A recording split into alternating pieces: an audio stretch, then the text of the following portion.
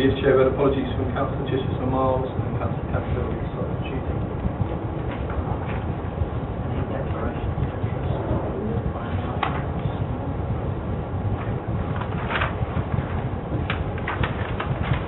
Chairman's report and urgent items. We've got one on air raid shelters taken under part 2. Yeah, that's correct, Chair. So originally I was going to give a verbal update on air raid shelters, but when we get to that point, I've got just a short paper just to talk you through. Just give you a bit of an update. Things that have moved on in the last few days. We'll take that one to then. I haven't got any taken for urgent items. Public questions in accordance with standard order 22. I haven't received any in advance, Chair. Okay. Minutes. I think they've been circulated and accordance with you practice exempt. Can I offer this one? Does everybody agree with it? I'll sign it. Secondly, can I sign the exempt business record without going into exempt?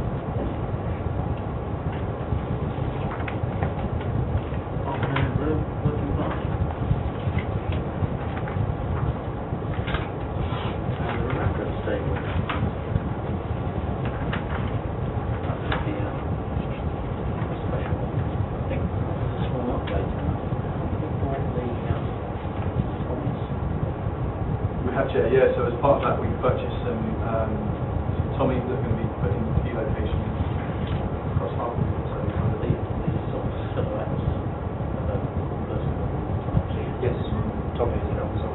Yeah, 6-foot silhouettes. So one silhouettes though, not actual Tommies. Oh. And we're actually going to stick them in a couple of locations. Yeah, so we've got one in the High Street, one in Batford, and one in South.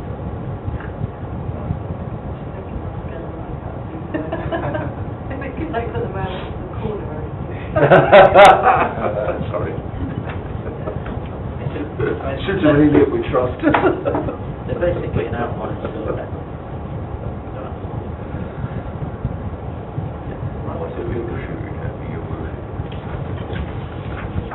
Okay, so I think we're right on item 6.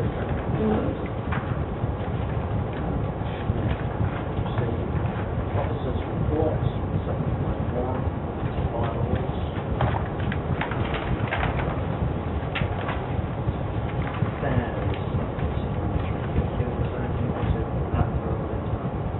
Yeah, thank you, Chair. So just to say, this sets out an approach to reviewing the Town Council bylaws.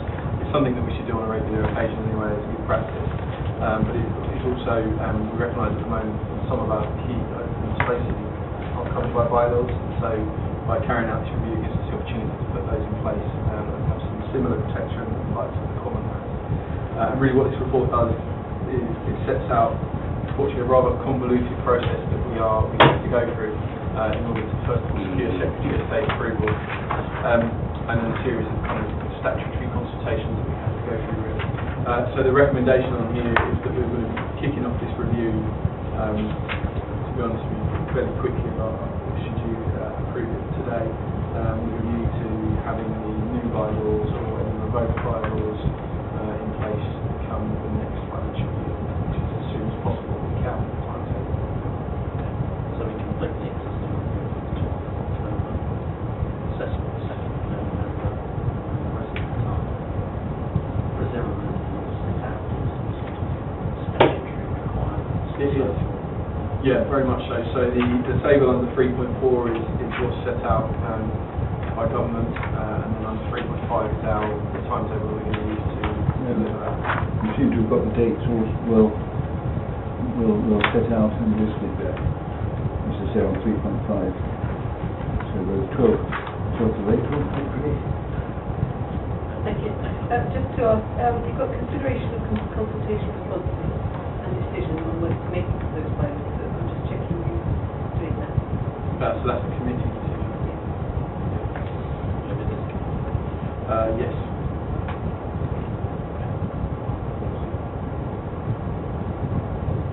Okay. Any comments on that? It's good practice. So, Mr. Chairman, if I may, I'll make the comment that perhaps when we enforce things like possibly the drinking ban in the high street and that we actually do look that we aren't overgoing it above and beyond the other laws that are enforceable as to whether we are being too harsh. And I'm not saying that one is or isn't, so that I think that we want to have a clear review of what we have got in place in order to see whether it is necessary or whether it's a sledgehammer that cracks enough or doesn't sometimes. Yeah, I mean, there are bylaws, aren't there, and then there are other provisions completely separate. That's it, yeah.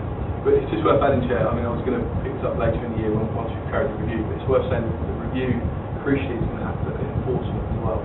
Yeah. Because at the moment we have enforcement powers under the bylaws, but actually we don't have anyone officer-wide here trained to enforce. So part of that review is whether we want to put a select number of staff through a certain number of enforcement training and get the right qualification to enable them to go in.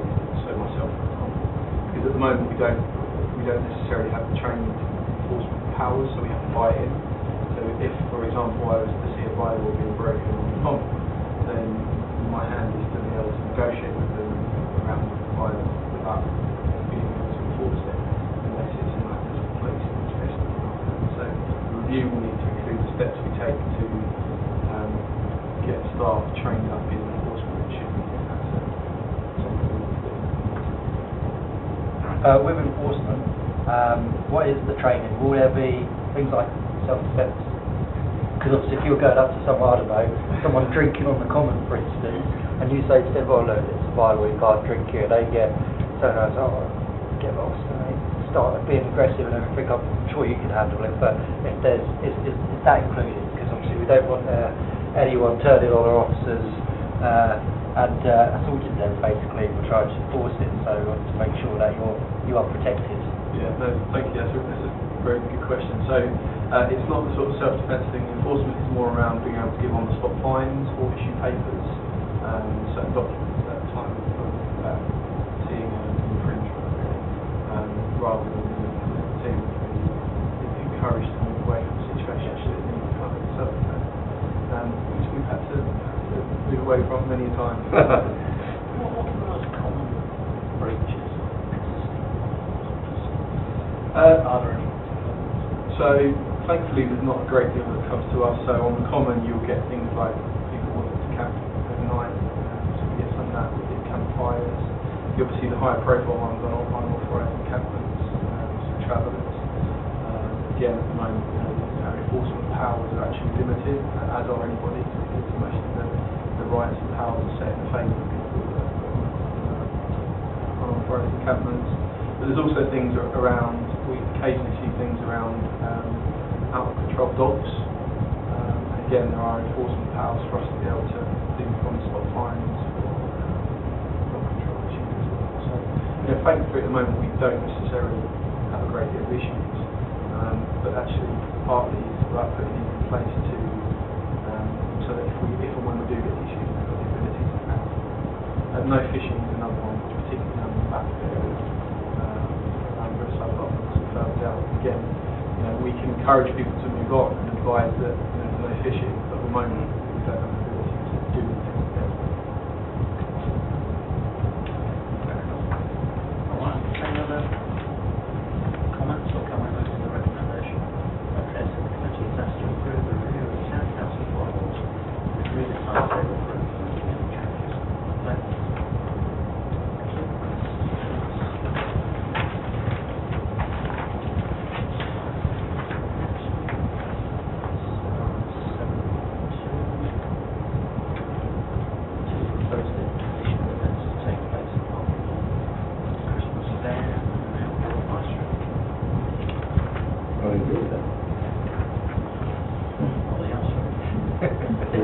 We'll see if you can get your pair of skates instead of wheels.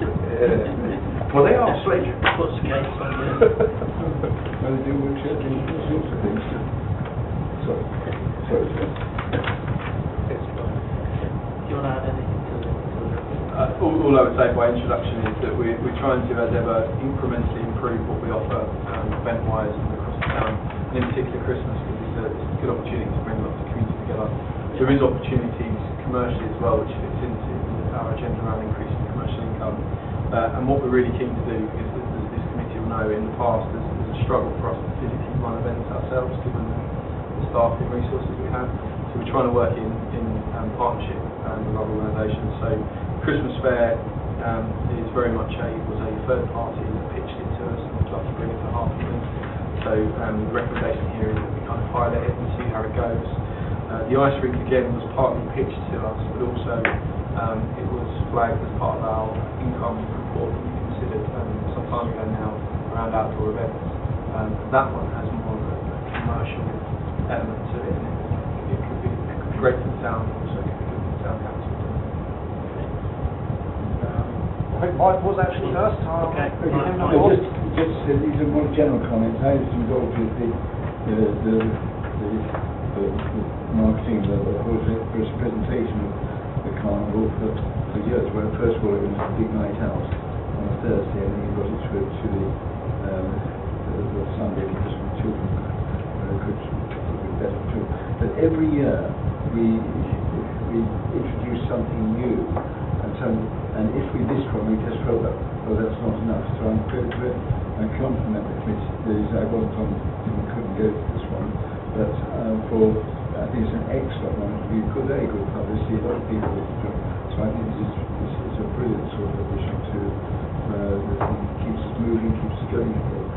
Just that one little bit of extra marketing and an ice rink. People love it. Thank you. Yeah, I agree with all Mike's comments there. Good addition. Ice rink will be. The kids will love it. Just double checking the date. We don't want to overlap with St Albans because quite a lot of people probably end up going to St Albans. I can imagine.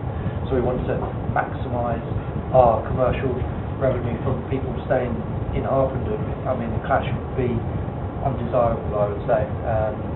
Let St Albans have their party and let us have our party, so to speak. I think that would be economically more viable for us. Yeah, as far as I know, the district is planning to have, this year, planning to have something like a Christmas fair, but down on Westminster Lodge. Yes. And I think they were thinking, last I heard, I think over at like a shuttle bus, people up and down. Yes. Driving in the Chair says that I'm on the visitor partnership, which is, although I've got to attend the meeting, and yes, they are doing exactly what you said, but I don't think we should fear anything at all. Last year we were terribly worried that the light switch on at the same day, the same night, the same time, and everything else, and yet we attracted sort of virtually the same as the previous year when there hadn't been sort of 15,000 people, to a concert. We felt that it was just as good, and we don't seem to have to worry about the St Albans thing. I know we just got to do a good job. That's the main thing. I was just going to ask, so you've got the date 7 to 9, so that's 3 days, presumably. Yeah. And you also said the same stretch as the monthly farmers market. Yeah.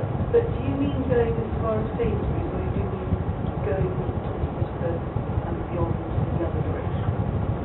Because if it's the same as the current farmers market, that's a lot of vehicle traffic that you're going to make 3 days. Yeah. And I think that needs to be weighed up with it.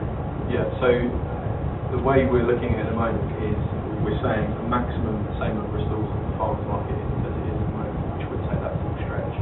However, this is kind of evolving day by day, and the number of stalls is not going to be at that level, so we would anticipate it not coming down as far. Yeah. But there is a really important point on that, and that's that we need to apply for the relevant road closures, which would involve consultation with residents in that kind of area. So if we approve doing it tonight, it's not guaranteed it will happen, because we still need to go get the licenses, but it wouldn't come as far down as Sainsbury's now, because we're not going to have as many stalls at the farmers market. There will still be disruption at that time. So the plan is to open mid-afternoon on the Friday through to mid-afternoon on the Sunday.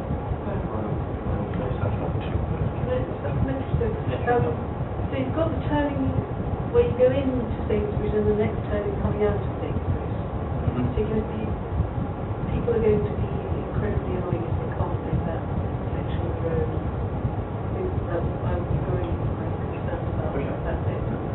So what we could do then, Chair, is we could just make a amendment to this recommendation, should you wish to, that you didn't want to utilise that particular area of road, keep it further up, and we could adapt the size that according to that. Can I just clarify here? Are we talking about this on the actual date, the Sunday as well? The date it would be from the So it's the 7th to the 9th of December. and so Friday, Saturday, Sunday. It's not with the Christmas really carnival. wish that it could be done, because I think it's vital that the Sunday, it hasn't caused problems before we have closed that stretch of road on the Sunday. I think the Saturday would be, as Nicola said, I think would cause frustration, but the Sunday they're quite used to, it's worked quite well. They weren't, as far as I know, they weren't in many or any complaints. So I would really hope that on the Sunday we'd maximise it. In any case, we go further, don't we? We go on the Sunday, we go past the Methodist Church, we go all the way down the road.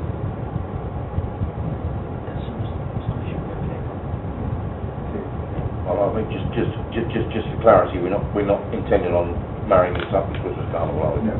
So it's separate. Yes. No, so Fine. And then that, on the real point was, I don't object to it at all. I think it's the right thing to do. But it's down to quality of product, and I would trust that the type of product that we would have wouldn't detract from the current traders. And historically, we've had problems with traders getting upset that these things come, they're there, they're great, but the money goes away with the traders. It doesn't stay in town.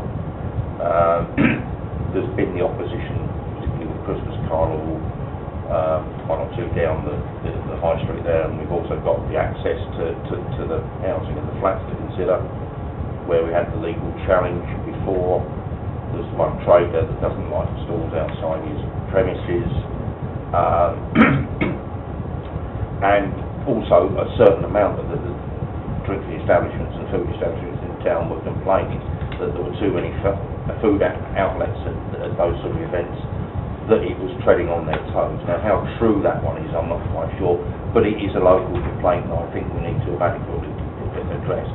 And I suppose I'll sum it up as, don't want to see the cheap fairground type stalls come in with fancy Christmassy bits that aren't really good quality or are going to detract from the current trade, and then wouldn't want to see a great deal of,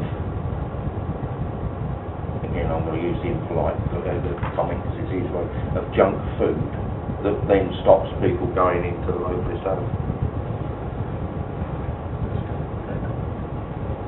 Can you just clarify what's right each day that they were thinking of that if they are running bars as well as selling food? Is it daytime thing or?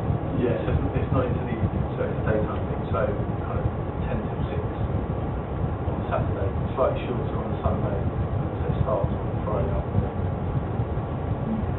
Just like to pick up on what you said there, Chris, about some of the local establishments, look like in the fact that we're basically putting on a Christmas carnival for residents and offering them a bit of fun, and that means competition for local establishments. I mean, if they, you know, they can complain, obviously, but at the end of the day, if they don't want something there, then residents aren't going to get quite a nice Christmas carnival, and they're not going to get all the other events that we do throughout the year. I mean, what the local establishments going to do? Oh, we'll have a little party in the pub or something. At the end of the day, the residents enjoy it, and if it's competition, and that's good competition. To be honest, I think they're just moaning, to be honest, about something which a lot of residents enjoy. And it will be a great success, and they get business as well, because plenty of people will visit the stalls, pick up their whatever it is, sausage, hot dog, whatever, and then they usually do end up in the George or the Cock or one of the other drinking establishments afterwards. So I can't see why they are complaining, saying, oh, it's distracting and taking business away from us, because it's actually more footfall comes into the town on these days, and I'm sure they get more revenue as a result.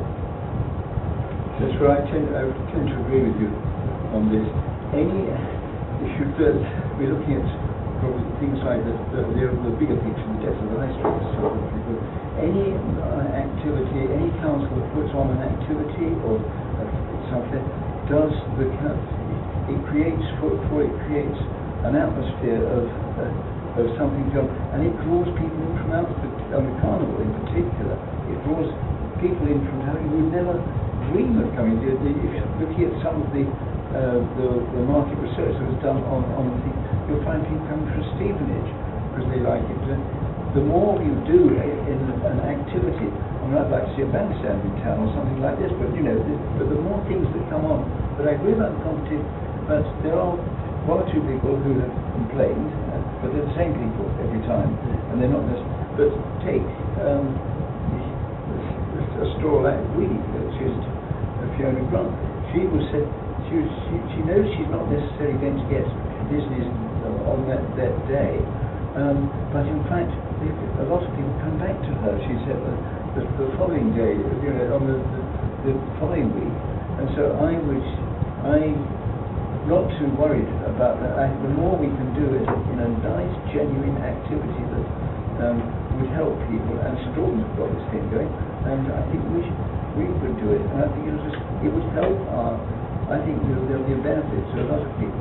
And when I had a retail store, it was hugely successful when we had that day, whatever day it was. Thank you. Yeah, I think I'd like to separate out the Christmas carnival, fine, although that does, it's past experience being employed by St. How much that affected David on that one. They get lots of people through. I mean, the footfall went through the roof, but the actual sales figures on the day plummeted. They really, really didn't like it. They put up with it. They had the stalls on their front bit, although I won't say. And it does affect different retailers in different ways. And I don't. My point was, I don't want to see duplicates of what we're selling, and I don't want to see the fast, cheap food that does detract from the various establishments down. And those have, over the time, I mean, previous space made, you did say, yes, it did affect his takings, that things were down at certain times and certain events. So you can only take heed of what the people say and believe them at face value. But I think we've overlabelled it probably. It's just a case of being careful of what we're doing. If this commercial company's coming in, they're keen to do it, they're obviously taking money, and my point being they're taking this money out of town. Right, if it brings enough to replace that and more, not a big problem. Thank you. Can I also say something? My view is I think we have to try new ideas. Oh, no, I'm not against it at all. But if you're static all the time. I agree though, it ought to be, reasonably quality offering, rather than, lots of stuff. Yeah, so thank you, Chair. So what I was going to say was, as you know, I think we meet 6 to 8 weeks with local businesses and other business forums. And one of the key consistent messages we've had from those in terms of events over the last 2 years is around actually events for the town are brilliant, but actually if you hold them on the common, it's negative for their local businesses because it doesn't help football. So their big message for us is, and they're keen for us to try these new things, because part of the reason we're doing them is yes to have a community thing, but also to support local businesses. But they've always said, can we put them in the town centre so that there's a direct link into local football and local shops. So that is a direct kind of message we've had from them over a certain period of time. It's an important point for this particular initiative because actually it would be a lot easier to put it on the triangle or common. And perhaps there is maybe suggest part change to the recommendation on the chair as well, in that should we not be able to secure the road closure for the area we're talking about, or should it be smaller than the company that wants to run it finding viable, then would the committee consider it to be run on the triangle instead? I think that's perhaps a suggestion to look at differently. Because that's a really, really important point. The company that has contacted us to do this in lots of places, I believe, and having looked into it, it is a kind of a higher quality offer. I think they want to come to Harpenden for a reason, and I think that's because what they do reflects the kind of audience here. But at the same time, I think it's important to make you aware that they've got a business model for this, so it wouldn't work for them to do it on one day. It needs to be a certain period.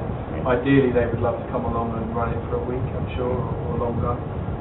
So there may well be a point of where quite rightly we may want not to go for it, but there may be a point if we squeeze or tweak things to a degree, they'll say, well, actually, this isn't going to work for us, and so brilliant. So it's worth being aware of that. So, but very much in my mind, it is a pilot, so we're trialling this. But I do have to be honest, so 3.3 paragraph is very clear as to what it will include. So it will include craft, it will include an element of traditional fair ride, it will include food, it will include bars. So that is what they do. So it would be wrong for me to say, Council Campion, no, they're not going to do that. That is what as part of the offer is. So I just need to be clear on that. And just while I can, two other points that came up. One around duplication. So really usefully this year, the District Council for the first time in a long time have set their switch on a different date to us. So they're on the 18th of November, so I think perhaps our protest finally got through. We're on the 25th of November. They have, of course, got this festival that they're running over a period, so inevitably that's going to clash with things. So the idea behind our event is to stagger them, so not have them all over one weekend. So we have our light switch on the 25th, we trial the Christmas fair on the 2 weekends after, and then the ice rink will run roughly mid-December through to the New Year period. Because again, the people that spoke to us say that that's the kind of business model, that's the demand for it. And there's some ideas around if you run it for too long, actually it becomes a bit dead, whereas if you run it for 2-3 weeks and max it out, it gets booked really quickly, it's kind of more beneficial. So that's the kind of principle behind it. Just one other caveat just to add, so it is good news that the district has gone on a different day. But what it does mean is last year we had about 18,000 people in a very complex event site. We've got 1081 live running through it. I'm slightly concerned, I just landed here, that the impact of not having that event the same day may mean our numbers come up. So logistically it's going to be a tricky event than before. So we'll handle that, but it's just worth saying there's always the negatives to having the additional people involved.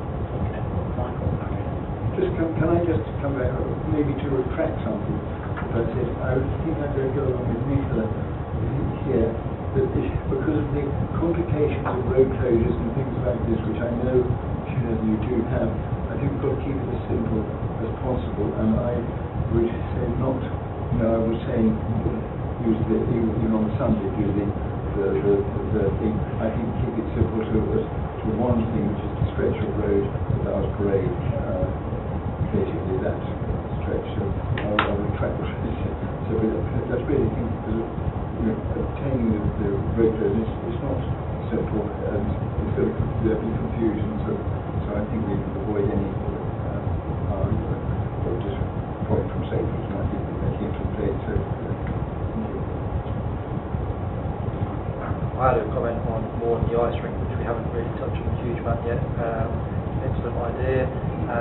It's going to be between the Christmas and New Year period, and I think the key benefit of that is having it between post-Christmas and New Year period. I'm guessing like 28th, 29th, 30th. I remember I was a bit younger, teenager. There wasn't a huge amount for kids to do in those days after Christmas. Obviously, it's all the build up to Christmas, very busy, and then Christmas itself, and then there's a bit of a lull. We had that in the town. I think that would attract people into central town, and that would also be good for business post-Christmas. So that's good that we're keeping that on, and on the capacity for 25th of November. It'd be good if we get more people, obviously, but you never know. It might be a complete washout. I mean, we could have less people because it might rain and it could be terrible weather. So it's not guaranteed that we get more people, but it'll be even better if we do. So more hard work from everyone, I think. Can I just clarify, I'm sure it's not quite late, that it won't clash with Southdown and Button Night Park? No. Well, Southdown usually have it on Friday, the lights on. Sorry. So this is, yeah. the Christmas fair is 2 weekends after our switch on. So those events are normally the weekend after. Yeah, Southdown Friday, is last. Sunday. Yeah, Southdown last year was first weekend of December, and I think it was that same weekend that Batford was. They did it on Sunday, didn't they? The first weekend of December. Yeah, I think this is that.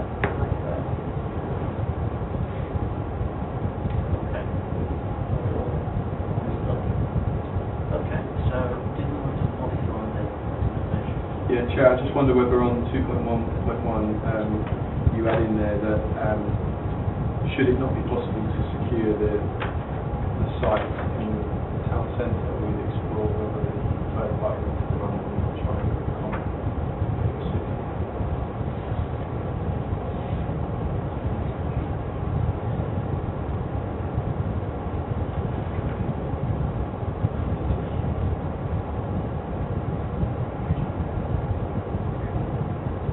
And just to reiterate, in terms of the ice rink, we'll bring a report back in September with full details of that. That's all I mentioned.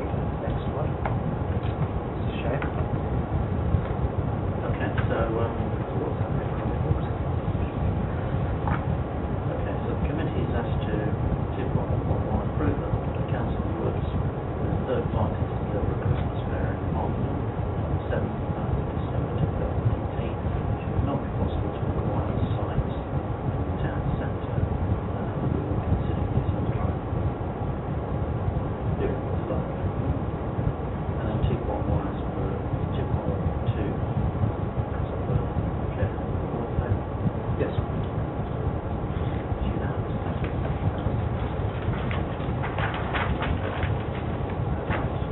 Backwards for information.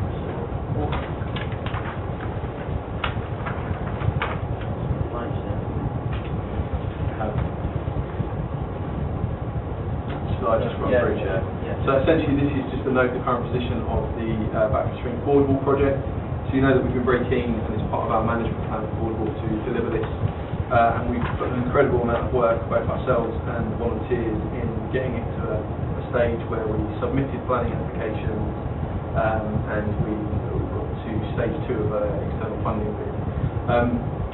Unfortunately, as we were kind of going through, running in parallel different things, we discovered that there's actually a leak from the River Lee at the moment into the area that the boardwalk will be sited.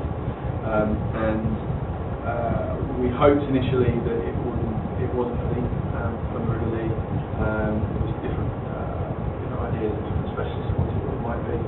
Carrying out some water tests, water quality tests, and looked at different things, it's quite clearly water from the River Lee that's coming in. So as a result, what we've had to do is we've had to postpone the boardwalk project, partly because it wouldn't necessarily be wise to invest a lot of money into an area that could become flooded.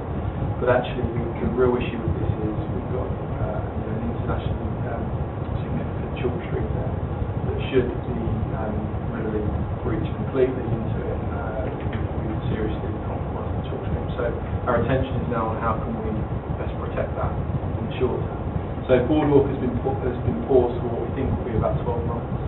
Planning application is still out and we're due to hear it soon, so we haven't withdrawn that because we felt we might as well just secure that if we can. Funding bid has been deferred for 6 months, so again, all the hard work hasn't been lost. But now what we need to do, what we are doing is looking at the possible solutions for the bridge that we've got. They could range, and I haven't got what the options are yet. There's all sorts, yes, the ranges from some soft engineering to some real hard engineering. What I would say, and I don't know what the figures will be now, but for this kind of work, it's not cheap, kind of real engineering. The unfortunate thing is that, and I've learned this, that one of the river ownership is basically done on who owns the land either side of the river. So whoever owns the land either side owns half of it. Unfortunately, for a large stretch from the nature reserve, we own the land on both sides. So the river, particularly running through that what would be the wooded area, all our responsibility. So we're working on options with the organisations such as the Environment Agency and some other specialists. Where I hope we are come September time is to bring a report to this committee that sets out what we found and what the options are, and how much that's going to cost, with an idea of where we're going. But really this is just a note that we obviously had to pause the project and make them aware of the issue. Any comments or just notes? It's unfortunate, but it's just one of those things.